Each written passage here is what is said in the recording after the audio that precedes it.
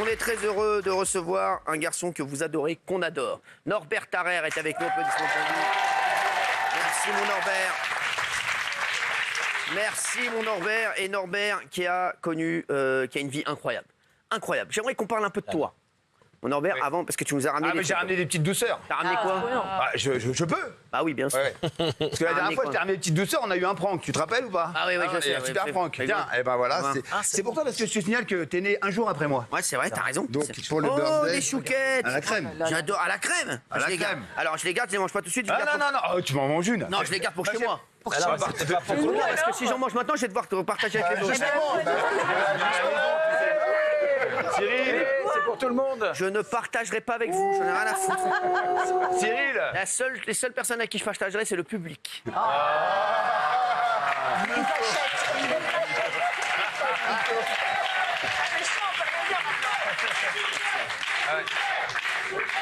Les chouquettes. Les chouquettes à la crème. Donc, je vais les distribuer dans un instant au public. Sachez qu'il y en aura une pour 3. D'accord?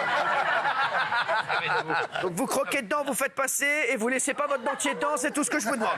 Merci les chéris, c'est pour moi, c'est cadeau. Non, ça a l'air très bon, moi je vais en prendre une. Après le reste, ils sont pas là pour manger, ils sont déjà assez payés comme ça.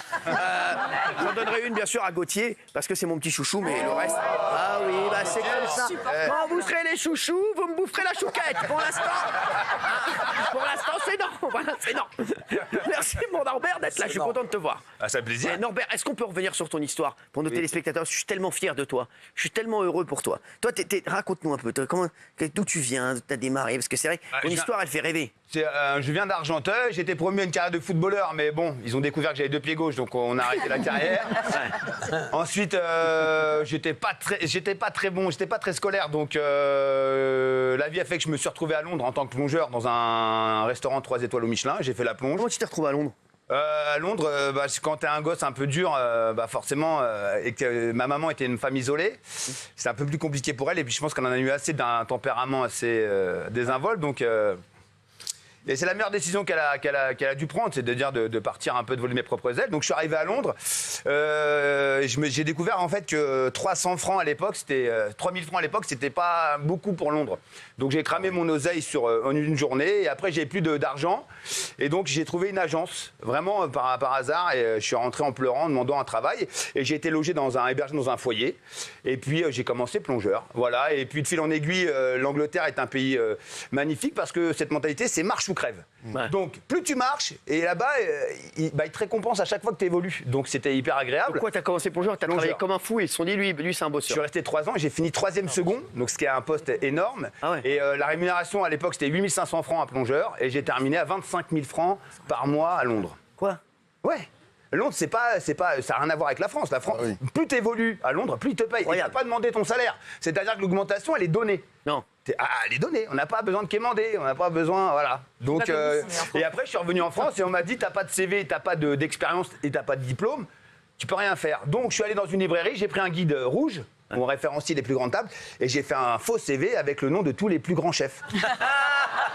C'est énorme. Voilà. Et donc, bon, après, j'ai marqué beaucoup parce que quand je me suis retrouvé devant monsieur Bernard Loiseau, il a bien compris qu'en 3 ans, faire autant de chefs, c'était pas possible. Et puis, il a appelé surtout. Non, mais parce que je pensais que les commis, on les calcule pas en cuisine. Les commis, tu fais pas attention, sauf que les grands chefs, si, ils font attention à leur brigade. Donc, en fait, j'avais qu'un seul nom propre, c'était le restaurant à Londres dans lequel j'avais travaillé. Tout le reste, c'était du pipeau. Et il m'a dit, voilà, j'ai 2 choses à te dire. La première, t'as embauché. La deuxième, tu me mens plus jamais parce que même dans un fast-food, tu travailleras pas. J'aime pas les menteurs.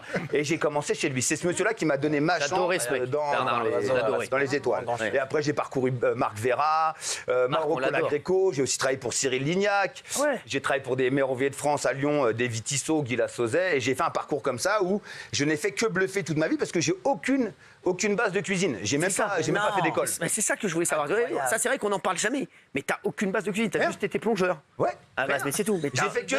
En fait, l'autodidacte, souvent, on le galvaude parce que l'autodidacte, c'est la capacité à reproduire quelque chose sans l'avoir appris. Donc, en fait, je fais que du mimétisme quand je suis dans les grandes cuisines. Que du mimétisme. Je regarde l'autre bosser, je fais pareil que lui. Par contre, quand je suis tout seul, je suis perdu. Donc j'ai toujours besoin d'un mec à côté pour me référencer, pour faire à peu près la même chose que lui. Et de fil en aiguille, je suis arrivé. Malheureusement, j'ai fantasmé un peu trop le côté chef d'entreprise. J'ouvre 2 restaurants et je me vautre. Mais je me casse vraiment la gueule. Ouais, sincèrement. Sauf que dans ce pays, en France, quand tu te casses la figure, t'as du mal à remonter. Ouais. Et la bonne étoile, c'est que je suis repéré sur le casting de Top Chef en 2011 pour participer à la numéro 3, saison numéro 3. Et là, je me dis, c'est ma dernière chance de pouvoir prouver aux gens qu'on peut venir de nulle part et cartonner. Sauf que j'ai pas les codes télé, j'ai les codes cuisine où à l'époque, c'était très fleuri. Et donc, je balance tout ça en pensant que ça n'allait jamais être monté, quoi. Bien sûr. Quand je parle de la culotte de Guylaine Arabian, je pense pas que ça va être monté. Je me dis c'est juste du folklore. Mais en fait, tout est monté. Donc en fait, ça crée un choc thermique. On m'a un peu catalogué, un peu comme le mec bien franchouillard, bien lourd. Alors qu'en cuisine, oui, maintenant on peut plus le faire parce qu'on a que des emmerdes. Ah ouais. Mais parler comme ça à l'époque, c'était monnaie courante. Donc voilà. Et puis après, t'es projeté. Et puis après, la télé, c'est quand même un tremplin énorme pour le réseau. Ah c'est sûr. Donc on rencontre des gens dans le métier. J'ai pu rencontrer moi mes idoles. Vous parlez tout à l'heure de stars, mais moi j'ai rencontré Joël Robuchon. J'ai rencontré plein de chefs. Et donc après j'ai monté des entreprises. Fil en aiguille, j'ai 1, 2, 3. Après j'ai monté des restaurants avec mon associé Hakim. On a monté les Pas Parisiens et 14 restaurants et voilà, et de l'ascension. Incroyable, hein. Gilles. Incroyable. Ce qui est extraordinaire, c'est que vous ne gagnez pas Top Chef. Oui. Mais la télé voit que vous êtes un personnage et ça démarre tout de suite après. Oui, tout de suite C'est-à-dire que derrière. la chaîne dit, celui-là, on va en faire quelque chose, quoi. Alors, je dois aussi quelque chose, c'est qu'on ne se fait jamais tout seul. On a toujours besoin des autres dans son entourage.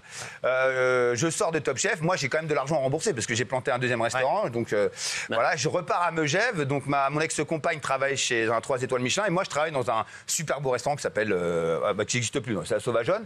Et donc, je suis là. Et en fait, je ne vois pas la saison parce que je travaille 7 sur 7. Donc, je ne la vois pas. Sauf qu'à l'époque, il n'y avait qu'un réseau social. C'était Facebook. Et donc, le premier lundi, je rentre et mon ex-compagne me dit t'es détesté. Il te déteste. Le public français te déteste. Non. La 2e semaine, pareil. Alors là, la presse, c'est qui ce mec, c'est qui ce beauf. Moi, je comprenais pas, mais j'avais pas vu le montage.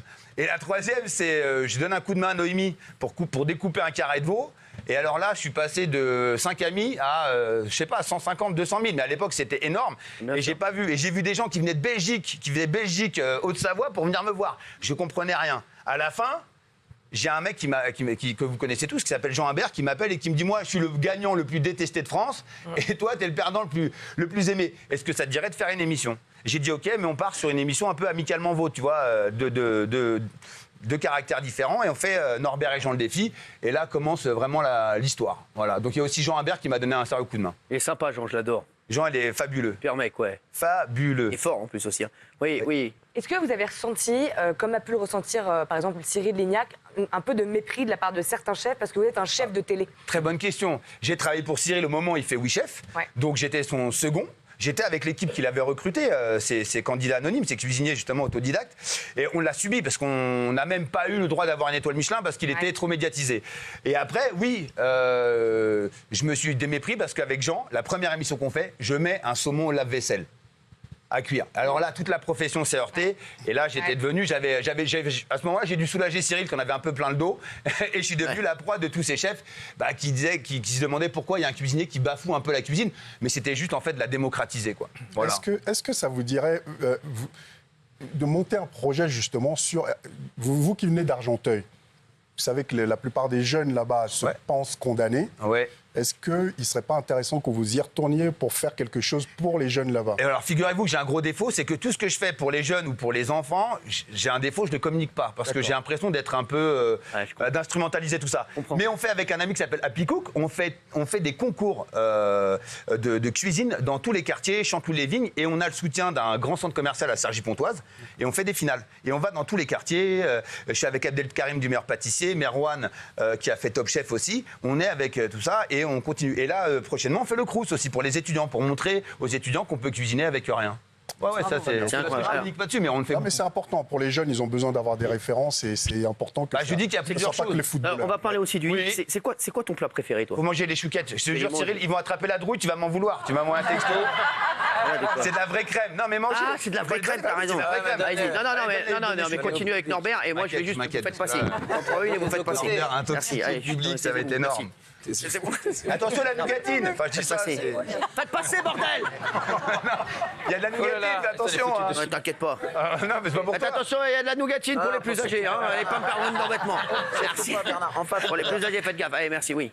Norbert, ce qui est extraordinaire chez vous, c'est qu'il y a les réussites et les échecs sur le plan professionnel, Ouais. et sur le plan personnel aussi. Il y a eu des échecs. À un moment, vous partez sur les routes, vous bossez et vous vous dites, je suis trop seul, je suis trop malheureux, ma famille me manque, j'arrête. L'engrenage est fait. En fait, quand vous rentrez dans ce système-là, il est génial. Moi, j'ai pas attendu d'être à la télé pour savoir qui j'étais. J'ai toujours assumé le fait d'être simple. Je suis pas le meilleur, je suis pas le plus cultivé. Je suis moi, je m'appelle Norbert et voilà. Donc ça, c'était une partie qui allait pas m'impacter. Et puis j'avais travaillé aux abords de Cyril Lignac et je travaillais aussi pour David et Cathy Guetta quand j'étais dans la restauration à Paris. Donc cette partie-là, en fait, ça m'a pas transcendé en fait. Voilà. Donc, mais par contre, j'étais un boulimique de travail. Ouais. Et j'ai eu l'occasion de pouvoir reprendre une revanche après 2 affaires qui étaient capotées, de pouvoir travailler et travailler sur tout ce que je voulais en plus. La télé, c'est ça, quand on est assidu, sérieux et qu'on respecte les gens avec qui on travaille. Voilà. Et qu'on a plein de prendre projets, la graine. bah ça part sur. Je tournais donc 3 émissions, j'étais au théâtre, j'avais les restaurants, j'avais les consultings, j'avais aussi mes pubs. Donc en fait. Tout ça, ça faisait combien en argent? En argent, en argent, c'est une très belle intéressé par réussite. l'argent, Non, j'ai pas honte. Hein. Mais Gauthier- Moi, c'est une très belle réussite, mais à quel prix? Je reviens là-dessus. Ouais. Je perds mon mariage, je vois plus mes enfants. La première, je l'ai quittée, elle avait 6 ans, je l'ai revue, elle avait 18 ans. Ah ouais. Là, je les ai vus là, incessamment sous peu. Vraiment, je te parle de prendre le temps d'être avec ses enfants. Oui, Gaïane, elle va avoir 18 ans au mois de janvier. Ça fait seulement un an et demi où vraiment je passe du temps avec mes enfants. Ouais. Ah ouais. Ouais, c'est une drogue. Le travail c'était une revanche. Moi, ma seule revanche, c'est pas de savoir que j'étais connu ou que j'avais de l'argent. Puisque l'argent, je l'ai épargné, donc je m'en fous. Moi, je considère que je suis un béni des dieux, donc en fait, j'y fais très attention. Je coffre, comme on dit, pour mes gosses, et je travaille. Mais je me suis pas rendu compte que j'avais pris énormément de travail. 6 ans au théâtre, La Meilleure Boulangerie, Norbert Commis d'Office, des chroniques dans d'autres émissions, tout. Et j'ai pas vu. Et je travaillais à peu près, 11 mois sur 12. Et après, éclater était le mois qui restait, je l'éclatais dans l'année, quoi. Mais voilà, c'était ça. Mais j'ai adoré ma vie. Mais c'est vrai qu'à un moment, tu te retrouves tout seul dans ta chambre d'hôtel. Ok, on s'occupe de toi. Tu sais même plus prendre, même plus te véhiculer la parce que. dépression à un moment. Ouais, dépression. Et T'as eu puis. une dépression, hein. Ouais. Ah bah t'es seul. Ouais. Cyril, ça vous arrive pas à un moment? Vous avez tellement de gens autour de vous que quand vous êtes dans votre piole, vous dites mais attends, est-ce qu'on m'aime moi ou est-ce qu'on aime l'image? Moi, j'en ai rien à foutre, moi.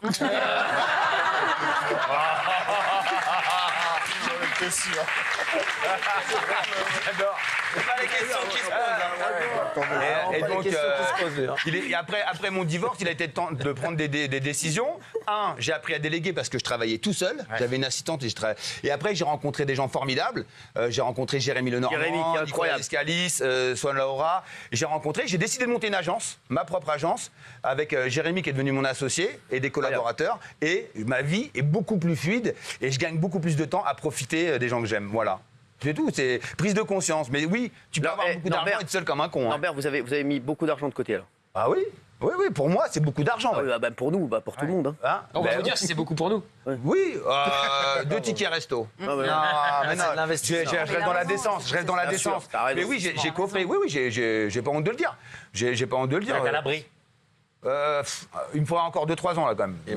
Ah ouais. C'est pour moi c'était énorme. Je veux dire que moi qui passais d'un revenu à 2500 euros, 3000 euros net avant impôt, parce qu'avant on n'avait pas les impôts prélevés, tu passes à des sommes où faut pas s'affoler quoi. Mais après il y a l'État hein, quand même. Je dis c'est des facturations. Ah oui. Mais après Mais bon, tu te rends compte qu'à un moment tu as beaucoup de zéros et tu dis waouh. C'est quand même. Et en fait, moi, j'ai eu très peur parce que je dis les gagner, c'est très dur, les dépenser, c'est très rapide et très facile. Ouais. Et qu'est-ce que me réserve l'avenir? On a le métier le plus compliqué, c'est-à-dire que le lundi, on t'aime, le mardi, on te déteste, le jeudi, et puis un mois après, tu n'existes plus. Donc je me suis dit, tout ce que je vais gagner maintenant, je vais le coffrer, on verra plus tard. Et financièrement, vous avez jamais pété les plombs? Je suis comme lui, moi. Bah, on me reproche d'être un crevard. J'ai pas honte de le dire. Je suis une pince. Là, c'est les émissions de cuisine. Ouais. L'émission que j'ai fait avec Johan Comte, là, qui va être diffusée, ça, c'est les sables de l'émission. Ah ouais. C'est les sables. Je n'ai rien à moi à part mes caleçons et mes chaussettes. Encore, je les pique à ma Ouais, fille, les T'as fait chaussettes. quoi comme folie? T'as pas fait une folie? Non. Rien. J'ai acheté des maisons, j'ai placé de l'argent, rien. J'ai trop peur de pas le mériter en fait. J'ai le complexe déjà de l'usurpateur parce que je me trouve chanceux, même si je travaille pour. Et après, je pense pas la mentalité ou en tout cas l'éducation Voilà. Mon rêve perso, je le dis, c'est je rêve depuis tout gamin d'une super sportive qui va hyper vite. Et j'ai jamais eu le courage d'aller. T'as les moyens. Non, Oui, c'est je le- peux. C'est le courage. Mais parce que je me dis, derrière, est-ce que T'as peur. si demain, est-ce que je vais pouvoir nourrir mes gosses? Est-ce que je vais pouvoir m'occuper Au pire correctement des de cas, ma tu la famille? revends, ça va. Comment? Tu la revends au pire des cas. Non, je l'achète même pas. Je fais un Ouais, un leasing. expert. Je fais un leasing, moi. Je fais un leasing, même pas Ah ouais, j'achète. non, mais- ah, Ah, voilà. Et pour il a- vous raconter un peu ma vie, puisque moi j'ai 0 crédit perso. Ah ouais. Voilà. J'ai 0 crédit. Je ne veux plus jamais de crédit. Je l'ai mis sur des sociétés, des crédits, mais plus 0. Parce que la banque, quand vous tombez dans le déficit, dans la liquidation, vous êtes traité, mais Ah, c'est le comme de la pire. merde. Ouais, c'est le pire. Vous êtes un numéro de dossier. Eh oui. Et la personne qui est au téléphone te traite mais comme un rien, on te fait ressentir que tu es vraiment moins que rien. Et je me suis dit, je ne ferai plus jamais de crédit perso, comme ça plus personne ne pourra m'emmerder. Voilà. Et c'est ça que je dis aux gens, c'est qu'il faut avoir ses objectifs, il faut les tenir. Il ne faut pas avoir peur de louper, par contre. Même si en France, c'est dur de se louper, mais il ne faut pas avoir peur de louper. Il ne faut pas avoir de regrets. J'ai loupé plein de fois. J'ai loupé plein de fois, même encore aujourd'hui, j'ai loupé.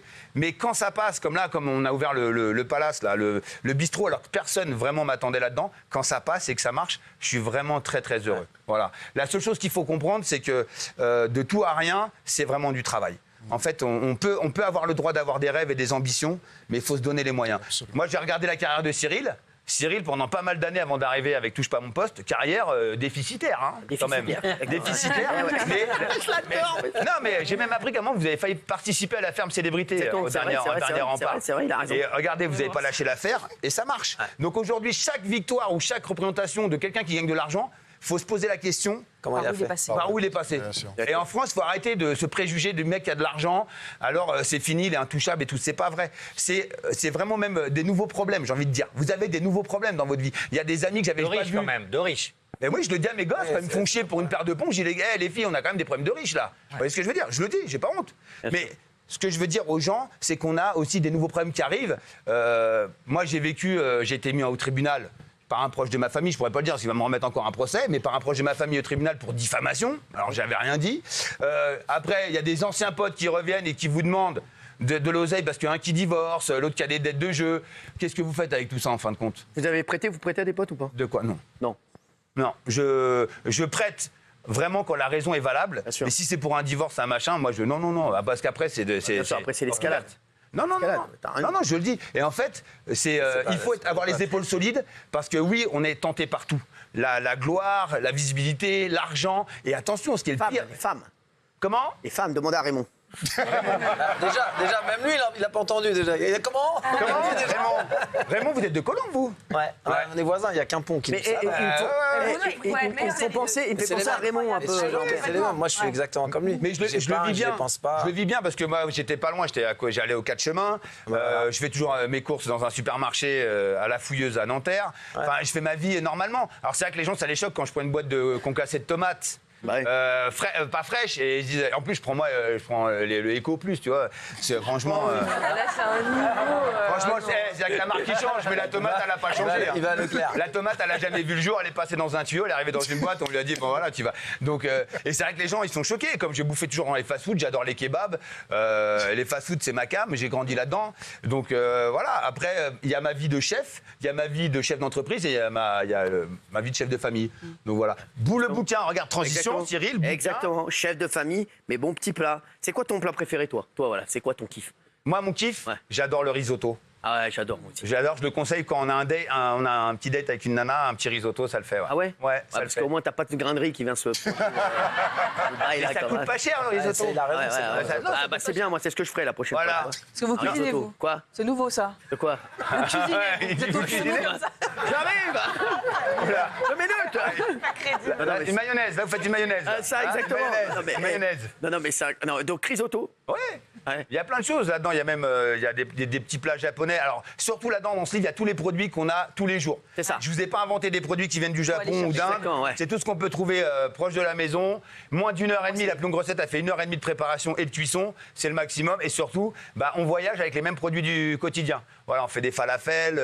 On fait un gratin de polenta. On peut aussi manger un petit filet de canette. On a aussi des gnocchis. Comment? J'aime pas les gnocchis, moi. Pourquoi? Je sais pas, ça. Oh, c'est trop bon, Je sais pas, je déteste. Je déteste les gnocchis, Ça c'est colle. pas. Oh non, c'est délicieux de la crème fraîche, c'est C'est quoi, incroyable. c'est quoi ça? Je sais pas, ça c'est dans la bouche. Ça, Ouais, c'est- si Norbert vous les fait, vous aimerez. Ouais, mais oui, non, merde, mais j'aime pas les gnocchis, moi. Je déteste les gnocchis. Pourquoi vous n'aimez pas les J'ai un pote qui a mangé des gnocchis, je vais pas parler pendant 2 ans. Je déteste ça. Non, mais franchement, non, mais- et donc toi, c'est le risotto. Si je t'invite un jour à la maison, je te fais un risotto. Ouais, je fais un risotto. Je te fais. Je te fais un risotto. Ah, fais-moi, tu veux me faire vous voulez me faire un risotto, Cyril? Bien sûr. Attends, C'est pas lui qui va vous le faire, prends du enfin. riz, je me lève tôt, ça fait un risotto. Ah, voilà.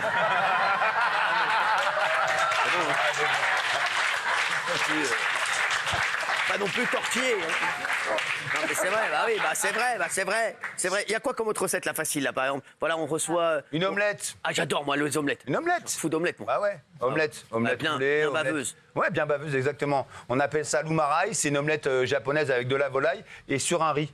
Voilà, vous faites un riz, vous faites un ring ou un riz, vous faites un riz et après vous posez l'omelette dessus, c'est super bon. Pas mal ça. Voilà, mais avec des D'accord. produits qu'on trouve partout. L'omelette, c'est l'un des plats les plus durs à faire, Oui, l'omelette. les œufs, c'est l'ingrédient pas, le plus moi. compliqué à maîtriser. Ouais, c'est vrai. Ouais, l'œuf à la coque, l'œuf au plat, l'œuf mollet, vous avez l'œuf poché, l'œuf frit, ouais, plein, les omelettes, les œufs brouillés, parce que des fois dans les hôtels ils font des œufs brouillés, c'est du Ouais, tartare. c'est n'importe quoi. Ouais, c'est de la semelle. Bah, j'en ai mangé un là la semaine dernière dans un hôtel. Ouais, tu Pas vois. chez moi. Hein. Non, pas chez toi. Ah non, pas chez toi. Non, non.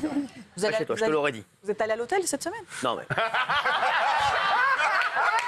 Oh là là.